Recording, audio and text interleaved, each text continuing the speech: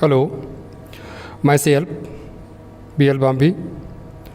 आज अपन भारत के परिचय में भारत की सीमाओं के बारे में अध्ययन करेंगे।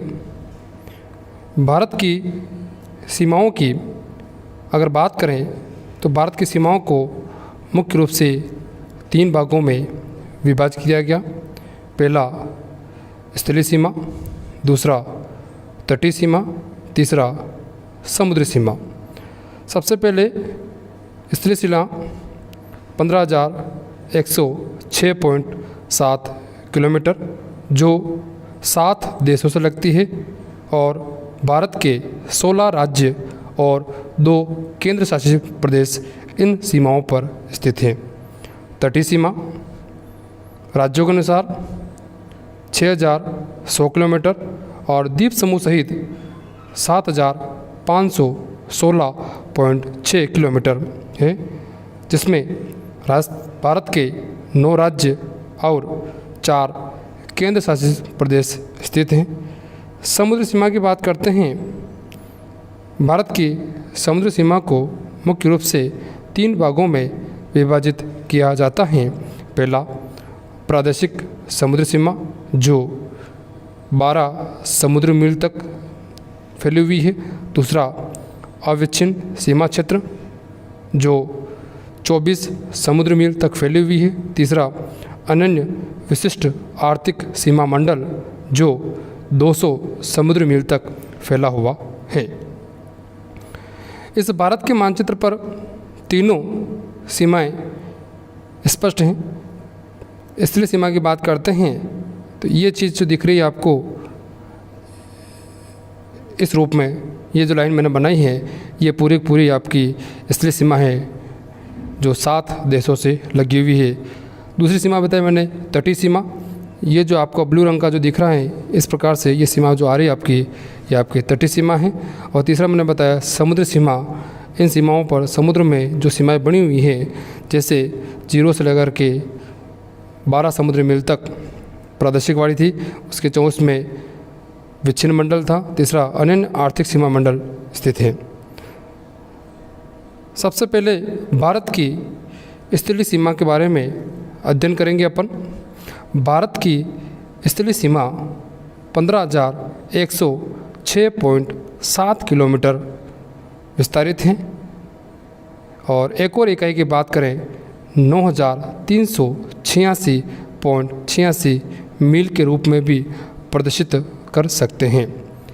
भारत की स्थलीय सीमा मुख्य रूप से 7 देशों से लगी हुई है।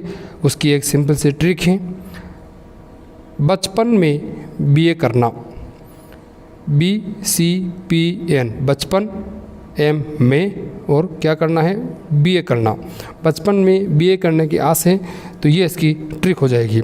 B का मतलब बांग्लादेश, C का मतलब चीन, P का मतलब पाकिस्तान, N का मतलब नेपाल, M का मतलब म्यांमार, B का मतलब भूटान और A का मतलब अफगानिस्तान।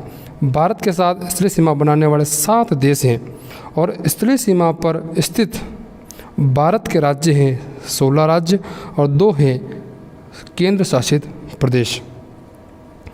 इस भारत की स्थलीय सीमा को मानचित्र के द्वारा समझ सकते हैं।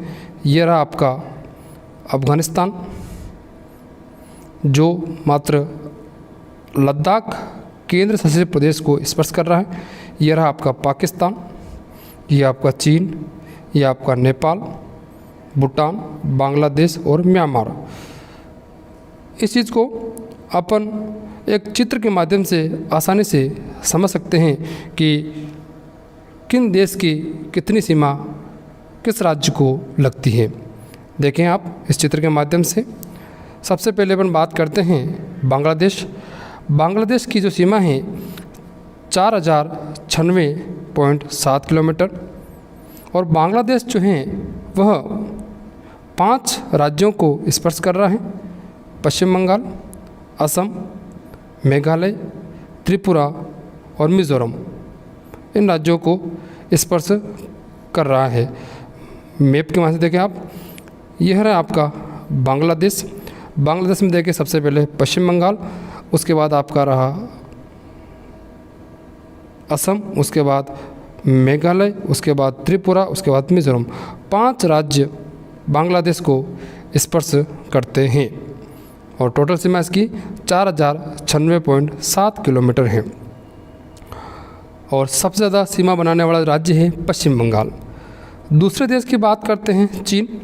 चीन की जो टोटल सीमा है वो है 3488 किलोमीटर, जो भारत के 4 राज्य और एक केंद्र शासित प्रदेश के स्पर्श हैं। इसको मानचित्र के द्वारा स्पष्ट करें, देखो ये आपका चीन देश रहा, चीन देश के साथ सीमा लगने वाला क्षेत्र देखें आप, ये आपका केंद्र शासित प्रदेश जिसका नाम है लद्दाख, उसके बाद यहाँ आता आपका हिमाचल प्रदेश, उसके बाद यहाँ आता आपका उत्तराखंड, उसके बाद ये आता आपका सिक्किम और ये आता आपका अरुणाचल प्रदेश। यानी कि 4 राज्य और एक केंद्र शासित प्रदेश इसकी सीमा बनाते हैं चीन देश की, जिसकी टोटल सीमा 3488 किलोमीटर है। अगले देश की बात करते हैं अपन पाकिस्तान। पाकिस्तान की जो सीमा है वो 3323 किलोमीटर भारत को स्पर्श करती हैं। इसमें भी 2 केंद्र शासित प्रदेश और 3 राज्य को यह सीमा स्पर्श करती है। 2 तो केंद्र प्रदेश और 3 आपके राज्य। इसको भी अपन मानचित्र के माध्यम से देखते हैं। देखें, यह रहा आपका पाकिस्तान। पाकिस्तान के स्पर्श में यह आपका लद्दाख और यह आपका जम्मू कश्मीर, उसके बाद पंजाब, उसके बाद राजस्थान, उसके बाद गुजरात। यानी कि 2 केंद्र शासित प्रदेश और 3 राज्यों के साथ पाकिस्तान की सीमा 3323 किलोमीटर तक स्पर्श करती है। उसके बाद देश आता है नेपाल।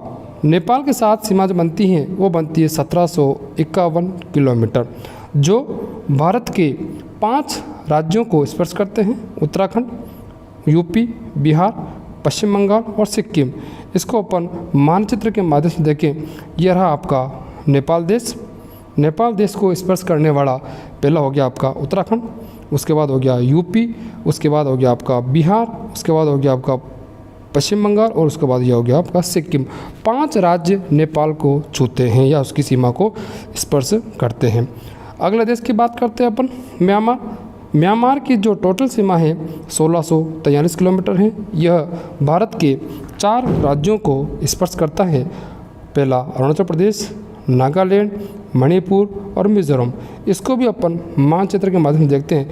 ये आपका म्यांमार रहा, ये आपका रहा अरुणाचल प्रदेश, ये आपका नागालैंड, ये आपका मणिपुर और ये आपका मिजोरम। 4 राज्यों को स्पर्श करते हुए सीमा बनाता है। अगले देश की बात करते हैं भूटान। भूटान की सीमा 699 किलोमीटर।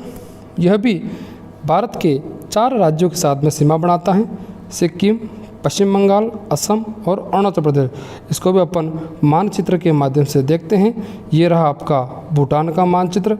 भूटान के साथ में सीमा बनाते हैं, ये रहा छोटा सा देश सिक्किम, उसके बाद आ रहा आपका ये पश्चिम बंगाल, उसके बाद आ रहा आपका ये असम और ये आ रहा आपका अरुणाचल प्रदेश। 4 राज्यों के साथ में भूटान सीमा बनाता है। और लास्ट में अफ़गानिस्तान देश आता है। उसकी जो टोटल सीमा 106 किलोमीटर है और भारत के मात्र एक केंद्र शासित प्रदेश को स्पर्श करता है। इसको देखिए आप मानचित्र में, यह रहा आपका अफ़गानिस्तान देश, सीमा 106 किलोमीटर। और ये देखें, थोड़ा देख रहे हैं आप, ये सिर्फ लद्दाख को ही स्पर्श करता है। ध्यान रहे, लद्दाख और जम्मू कश्मीर 31 अक्टूबर 2019 के बाद में नवनिर्मित होने वाले 2 नए केंद्र शासित प्रदेश हैं।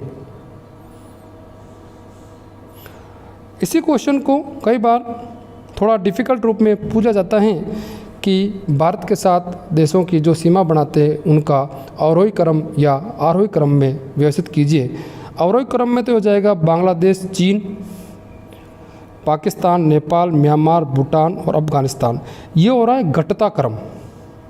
और मान लो उल्टा पूछ लिया जाए कि अंतर्राष्ट्रीय सीमा बनाने वाले देशों को बढ़ते हुए क्रम या आरोही क्रम में जमाइए, तो अफ़गानिस्तान, भूटान, म्यांमार, नेपाल, पाकिस्तान, चीन और बांग्लादेश, ये हो गया आपका बढ़ता क्रम। ये प्रश्न भी पूछा जा सकता है। अगली बात करते हैं भारत की तटीय सीमा। भारत की तटीय सीमा राज्यों को स्पर्श करती है, वो करती है 6100 किलोमीटर यानी 6100 किलोमीटर। और द्वीप समूह समेत की बात करते हैं 7516.6 किलोमीटर टोटल सीमा बनाती है। इस तटीय सीमा पर भारत के 9 राज्य स्थित हैं और 4 केंद्र शासित प्रदेश स्थित हैं। 9 राज्य में गुजरात, आंध्र प्रदेश, तमिलनाडु, महाराष्ट्र, केरल, उड़ीसा, कर्नाटक, पश्चिम बंगाल और गोवा ये राज्य स्थित हैं। और केंद्र शासित प्रदेश में अंडमान निकोबार, लक्षद्वीप, पुडुचेरी और दमन दीव। राज्यों के अनुसार बात करें तो सर्वाधिक तटीय सीमा बनाता है गुजरात और सबसे कम बनाता है गोवा। लेकिन केंद्र शासित प्रदेश की अपन बात करते हैं तो सबसे अधिकतम सीमा बनाता है अंडमान निकोबार द्वीप समूह और सबसे कम बनाता है दमन दीव। लेकिन प्रश्न आता है भारत की सबसे ज़्यादा तटीय सीमा कौन बनाता है, वो होगा आपका अंडमान निकोबार द्वीप समूह 1962 किलोमीटर। और भारत की सबसे कम तटीय सीमा बनाने वाला राज्य या केंद्र शासित प्रदेश कौन सा है, तो दमन दीव बनना मात्र 42.50 किलोमीटर सीमा बनाता है। इसको एक मानचित्र के माध्यम से देख सकते हैं। ये रही आपके तटीय सीमा वाला। इस तटीय सीमा पर स्थित गुजरात, महाराष्ट्र, गोवा, कर्नाटक, केरल 5 राज्य तो आपके इस साइड में हैं। उसके बाद तमिलनाडु, आंध्र प्रदेश, उड़ीसा, वेस्ट बंगाल ये 4 राज्य। पहले बताया मैंने तटीय सीमा बनाने वाले कितने राज्य हैं आपके, 9 राज्य। और केंद्र शासित प्रदेश कितने हैं आपके, 4 केंद्र शासित प्रदेश आपके स्थित है। 4 कौन कौन से हैं, एक तो हो गया आपका अंडमान निकोबार द्वीप समूह, एक हो जाएगा लक्षद्वीप हो जाएगा, एक हो जाएगा पुडुचेरी हो जाएगा और एक हो जाएगा आपका दमन दीव। 4 केंद्र शासित प्रदेश स्थित है। इसमें सबसे ज़्यादा कौन बनाता है, अंडमान निकोबार, और सबसे कम कौन बनाता है, दमन और दीव की सीमा बढ़ती है। अब अगली सीमा की बात करते हैं भारत की जलीय सीमा या समुद्री सीमा। भारत की जलीय सीमा या समुद्री सीमा को मुख्य रूप से 4 भागों में विभाजित कर सकते हैं। फर्स्ट है आपका प्रादेशिक समुद्री सीमा। प्रादेशिक समुद्री सीमा जिसे क्षेत्रीय सागर के नाम से भी जानते हैं, यह लगभग 12 समुद्री मील पर पाई जाती हैं या किलोमीटर के रूप में बात करते हैं तो 21.9 किलोमीटर क्षेत्र में विस्तारित है। इसमें भारत का संपूर्ण एकाधिकार या अधिकार रहता है। दूसरी सीमा की बात करते हैं अविच्छिन्न या संलग्न क्षेत्र सीमा, जो 24 समुद्री मील रूप में फैली हुई है या 43.17 किलोमीटर में विस्तारित हैं। इसमें भारत के द्वारा सफाई शुल्क और वित्तीय अधिकार पाया जाता है और सीमा शुल्क का अधिकार भी भारत देश के पास होता है। तीसरा, अनन्य विशिष्ट आर्थिक सीमा मंडल जो 200 समुद्री मूल में फैला हुआ है और किलोमीटर की बात करते हैं 364.8 किलोमीटर के रूप में विस्तारित है। इसमें भारत को वैज्ञानिक अनुसंधान करना, नए द्वीपों का निर्माण करना, प्राकृतिक संसाधनों का विदोहन करना या वैज्ञानिक परीक्षण का अधिकार भारत देश को है। इसमें सबसे अच्छा उदाहरण मान सकते हैं कि मुंबई के पास में बॉम्बे जो क्षेत्र हैं आपका लगभग 65 किलोमीटर दूर हैं, वहाँ पर भारत का सबसे बड़ा पेट्रोलियम उत्पादक क्षेत्र माना जाता है। वह सीमा की बात करते हैं तो अनन्य विशिष्ट आर्थिक सीमा मंडल में ही शामिल होता है। उसके बाद आता है आपका उच्च सागर। उच्च सागर 200 समुद्री मील के बाद में जो भी क्षेत्र होता है उसे उच्च सागर के रूप में जानते हैं। उनमें सभी देशों का अधिकार होता है। इसको एक मानचित्र के माध्यम से स्पष्ट कर सकते हैं। देख रहे हैं आप, ये क्षेत्र आ रहा है। सोच रहे होंगे सर मैंने क्यों किया, कि ये जो सीमा है, ये जो कुछ टेढ़े मेढ़े क्षेत्र आते हैं उसको पहले एक सिंपल रेखा के द्वारा जमा दिया जाता है। इसके बीच का जो क्षेत्र आता है उसे अपन आंतरिक जलीय क्षेत्र कहते हैं। उसके बाद में ये क्षेत्र दिख रहा है आपको 0 से 12 के बीच में, 0 से 12 के बीच में जो क्षेत्र दिख रहा है आपको, ये आ रहा है आपका प्रादेशिक समुद्री सीमा वाला क्षेत्र 0 से 12 समुद्री बिल के बीच में। दूसरा आ रहा है आपका 12 से नहीं होगा, 0 से 24 के बीच का जो क्षेत्र होगा उसे बोलेंगे अविच्छिन्न क्षेत्र, और तीसरा होगा 0 से 24 समुद्री मील के बीच में होगा अनन्य विशिष्ट आर्थिक सीमा मंडल। और ये जो दिख रहा है आपको उच्च सागर वाला क्षेत्र दिख रहा है, ये 200 के बाद में जो भी क्षेत्र आएगा, 200 समुद्र में जो भी क्षेत्र आता है उसे अपन उच्च सागर कहते हैं। इसमें सभी देशों का बराबर अधिकार होता है। उसके बाद इन सीमाओं से संबंधित कुछ महत्वपूर्ण तथ्य हैं, इन पर गौर करें, प्रतियोगी परीक्षा के लिए अति महत्वपूर्ण टॉपिक हैं।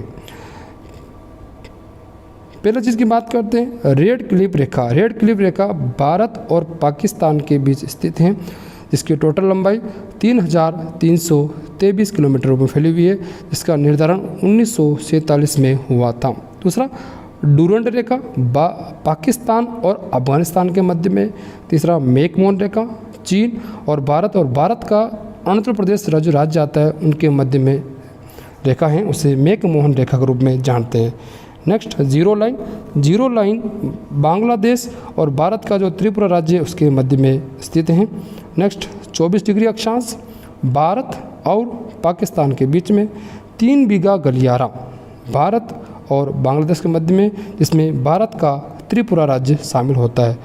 सर्कलिक लाइन भारत और पाकिस्तान के बीच में है। त्रिपुरा राज्य बांग्लादेश से तीनों ओर से घिरा हुआ है। भारत का एकमात्र ऐसा राज्य जो बांग्लादेश से तीनों ओर से घिरा हुआ, उसका नाम क्या है? त्रिपुरा।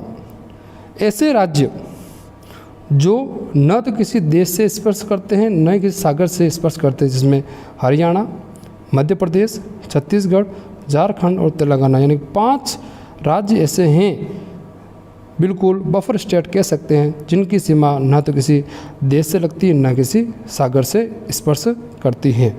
अगले बात करते हैं अपन, उत्तर प्रदेश राज्य भारत का ऐसा राज्य है जो सर्वाधिक राज्यों को स्पर्श करता है। वो करता है 8 राज्यों को स्पर्श करता है। उत्तराखंड, हिमाचल प्रदेश, हरियाणा, राजस्थान, मध्य प्रदेश, छत्तीसगढ़, झारखंड और बिहार राज्यों को स्पर्श करता है। अगले क्वेश्चन के बारे में कि ऐसे राज्य या केंद्र शासित प्रदेशों को बताइए जिनकी सीमा 3 देशों से लगी होती है। पहला आता है पश्चिम बंगाल, इसका